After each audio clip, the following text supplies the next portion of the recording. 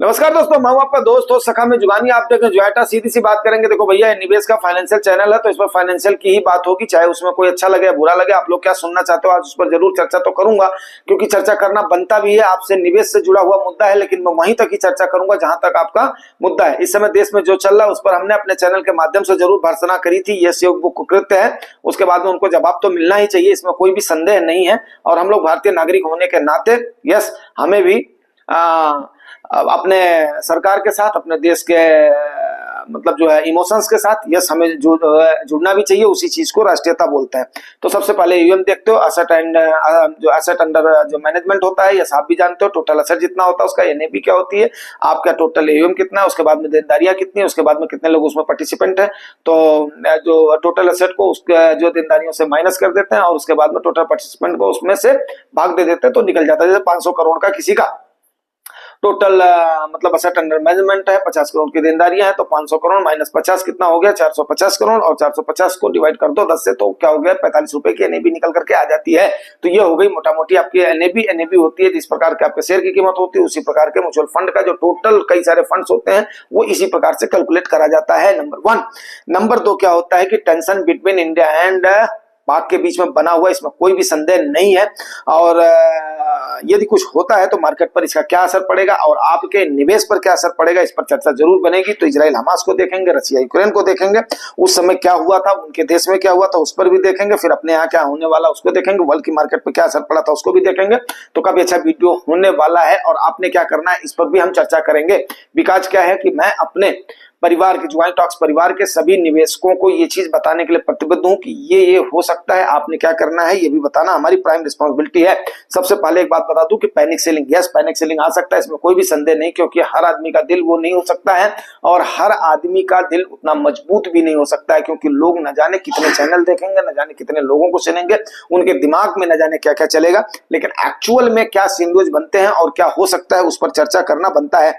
सबसे पहले क्या होता है कि पैनिक सेलिंग स्टार्ट हो जाती है। दूसरा क्या होता है, मार्केट क्रैश होने की संभावना होती है। रसिया और यूक्रेन के वार में जब हुआ था तो 30% रसिया की मार्केट उस समय एकाएक गिर गई थी। 2022 नवंबर अक्टूबर नवंबर के आसपास ये शुरू हुआ था, आप लोगों को याद होगा। तो उस समय हमारी मार्केट वही रिकवरी के मोड में थी, लेकिन उस समय भी हमारी मार्केट काफी सारी गिरी थी।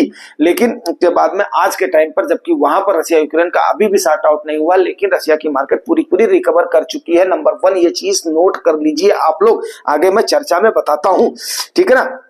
बस खाली धैर्य से सुनते जाइए।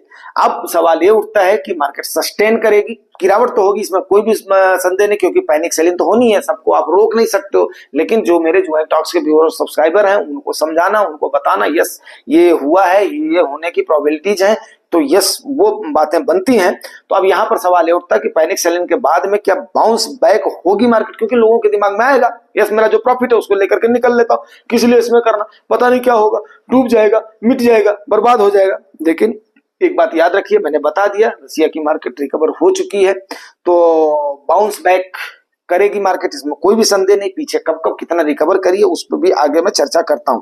यदि माहौल बनता है इस टाइप का तो गिरावट होगी, इसमें कोई भी संदेह नहीं है, लेकिन बाद में रिकवर हो जाता है, ये भी याद रखिएगा।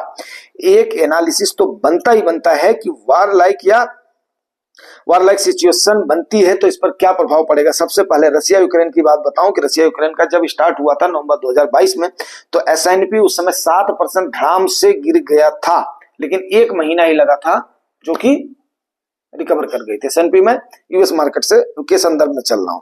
इजराइल हमास जब हुआ था तो तेज गिरावट हुई थी हमारे यहाँ पर भी, आपको याद है, लेकिन 1 वीक में रिकवर कर गई थी, पूरी वर्ल्ड की मार्केट 1 वीक में रिकवर कर गई थी, ठीक है। अब बोलोगे यार ये तो यहाँ का हो गया, इजराइल हमास हो गया, रसिया यूक्रेन हो गया, ये हो गया वो हो गया, अपने यहाँ की बताओ। तो हम लेते हैं फिर करगिल को, ठीक है ना। करगिल सबको याद होगा, उस समय तो मैं यंग होता था, 22-23 साल का, ठीक है। तो वहां पर जब हुआ था तो हमारे यहाँ पर तो 3 मई 1999 से लेकर के 26 मई 1999 तक ये चला था, जिसमें हमारी मार्केट 30% तक गिर गई थी, ठीक है। तो उस समय हमारा जो सेंसेक्स था वो 3378 पर था और उसके बाद में रिकवर होकर के 30% रिकवर होकर के 30 जो गिरी थी उसको भी रिकवर करके और उसके बाद में 4672 पर चली गई थी, मतलब 30% रिकवर कर गई थी, 30% प्रॉफिट दे गई थी दिसंबर तक में।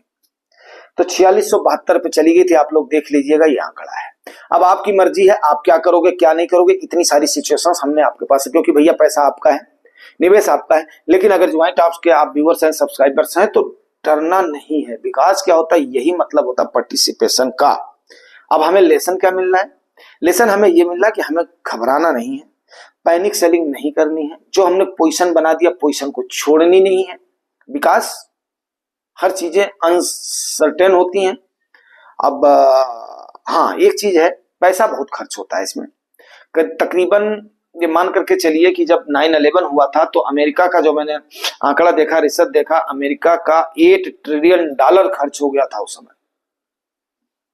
पैसा बहुत खर्च होता है, मीन्स क्या, कंज्यूमशन बढ़ जाता है। ठीक है, कंज्यूमशन बढ़ेगा, पैसा बहुत खर्च होता है, तो उससे क्या होता है, मार्केट में बाउंस बैक तो होती, इसमें कोई भी संदेह नहीं है।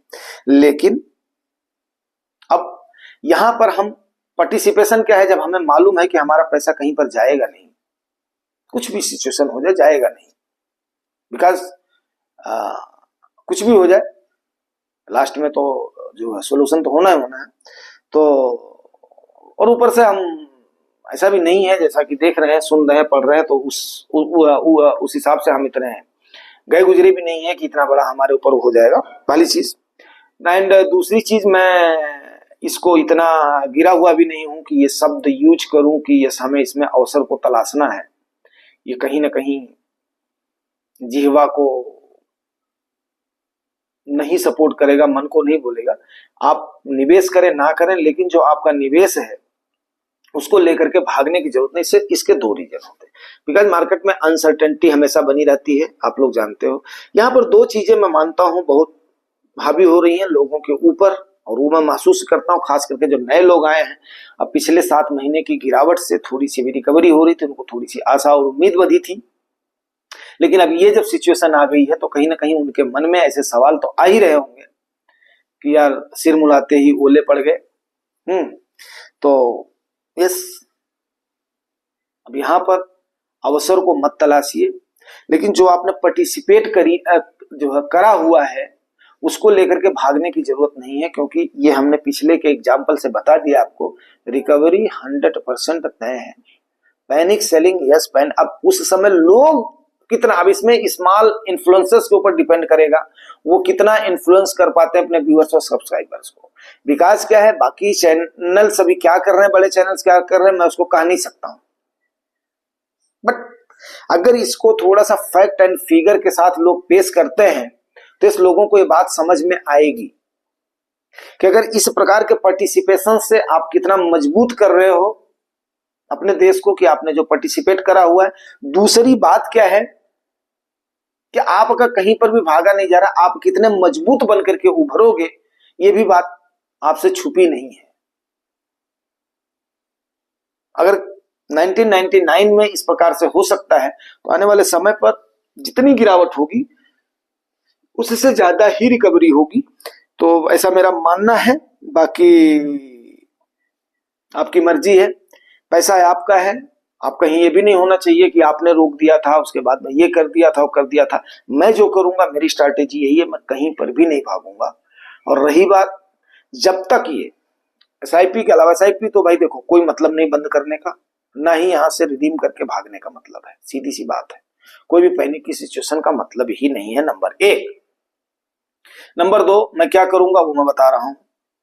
जब तक, अब सिचुएशन क्या होगी वो नहीं कह सकता हूं मैं, वो तो कल से अपना देखा जाएगा, सीधी और सिंपल सी बात है।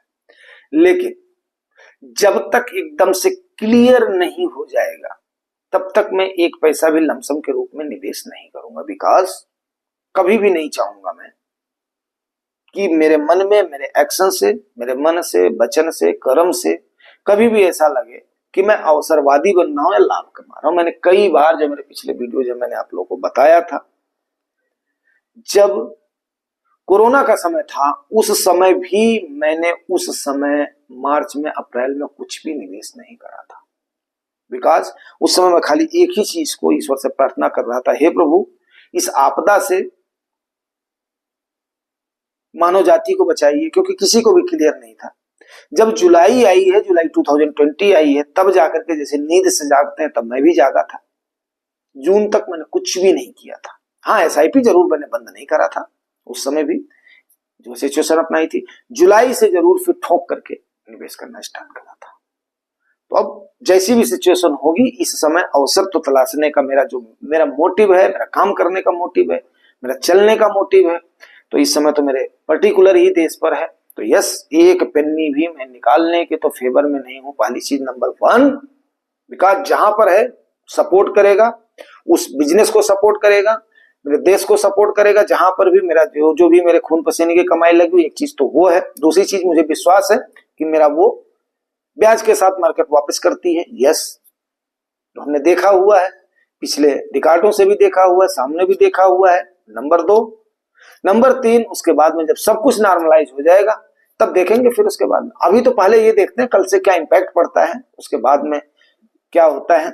तो ये सिचुएशन हमने बोला था कि इसको कवर करूं, और एक्चुअली जो है करना भी जरूरी था। विकास क्या है कि लोग इसके लिए जरूर सोच रहे होंगे कि यार जुहानी भैया क्यों नहीं इस पर कुछ बोल रहे हैं, तो बोलना भी थोड़ा सा बनता था कि मैं ये एक्ट करूंगा। तो भैया ये मेरा एजुकेशनल चैनल है, एजुकेशनल फाइनेंशियल एजुकेशनल चैनल है। तो उसके बाद में मैंने जो मैं करूंगा या जो मैंने एक्सपीरियंस किया था वही मैंने किया था। किसी को रिडीम या सेल या इन्वेस्ट करने का कोई भी सलाह ये नहीं है, वो आपका पैसा है, आप स्वतंत्र हैं, ये मेरा डिस्क्लेमर है। इसके साथ ही मैं क्लोज करता हूं।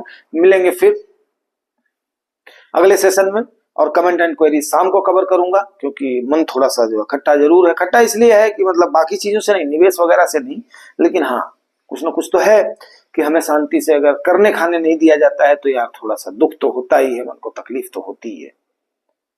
और खास करके जब उस बच्ची का